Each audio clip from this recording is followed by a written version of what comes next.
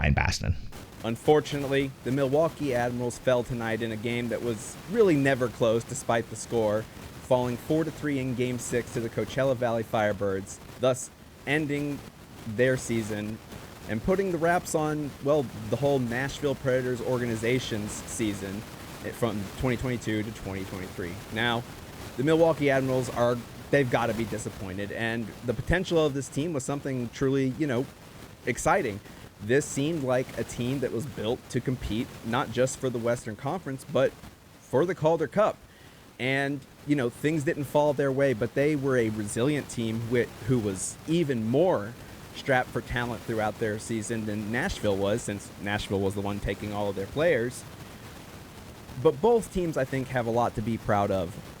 But, again, here at the Renegades Analytics Desk, I usually like to throw some numbers at you, but tonight we might just talk a little bit more about vibes. And let me tell you, folks, and I've said this before, the vibes are pretty good right now.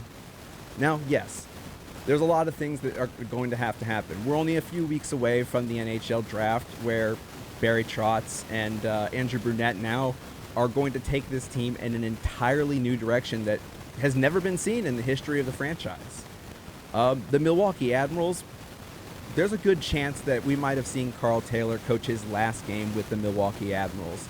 And if that's true, the man deserves a job and deserves the success that comes with it, because he's done nothing but help not just the Admirals, but this organization as a whole. Remember, he coached a game for Nashville.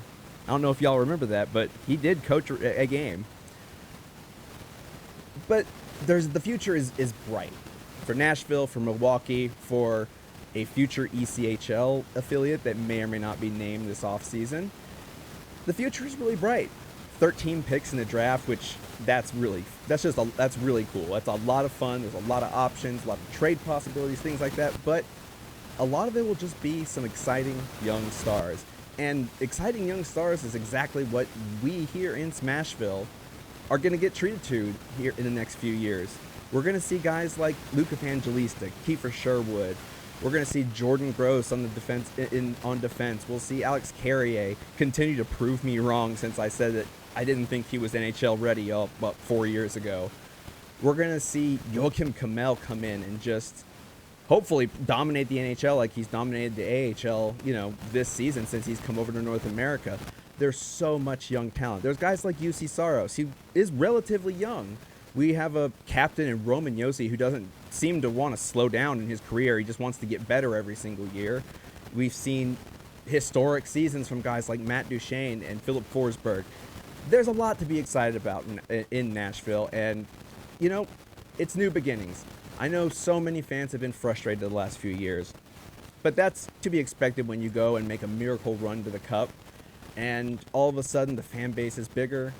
The games are more exciting. There's a lot more at stake, because we all believe that Nashville had a championship quality NHL franchise. And folks, that's still true. It may take a year, it may take 4 years, who knows?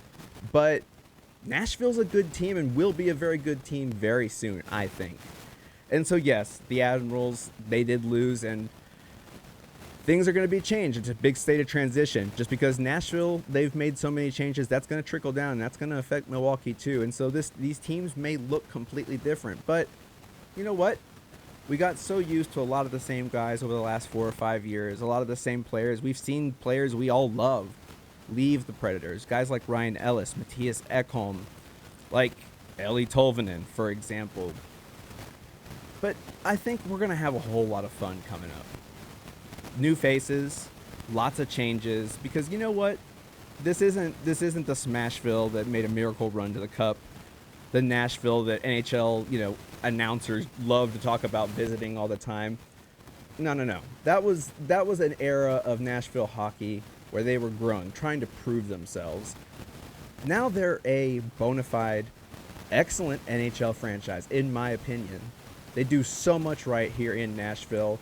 And yes, we may disagree, some of us more than others, with a lot of what's been going on, but it's never been a better time to be a Nashville Predators fan. There's so much hope in the future. And if you're a Milwaukee Admirals fan, continue doing what you're doing. You have been a successful franchise. You are a premier AHL franchise.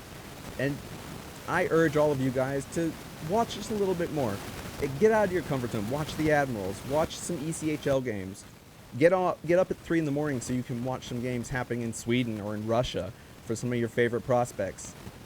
There's a lot to be excited about, and folks, it's been 4 years, almost to the day, since I started covering the Nashville Predators over at On the Forecheck. It's been almost 300 episodes here at the Renegades of Puck with Charlie. But there's going to be so much to look forward to, and I cannot wait for that. So let's take a couple weeks off, breathe, watch some fun hockey in the Stanley Cup Finals, and, well, I'll see you here for the 2023-2024 season, because guess what? It's coming up soon. So I'll see you at the draft, then development camp, and probably at the NHL awards, even though UC Saros got robbed.